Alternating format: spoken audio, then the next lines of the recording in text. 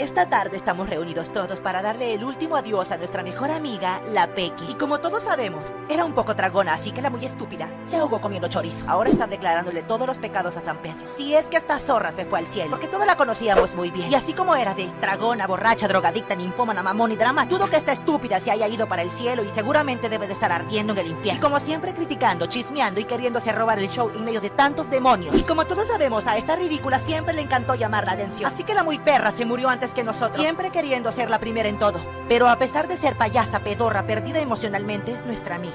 Y mírenla bien, esta perra está muerta, se ve perfecta, ojazos, cuerpazo, pelazo. Obviamente con esa camisa que jamás me regresó. Pero a pesar de todo esto, la muy hipócrita era buena persona, porque muchas veces tapó mis puterías ante mi madre, diciéndole que yo estaba en su casa cuando la verdad estaba con mi sugar daddy. Así que el mundo hoy perdió una reina.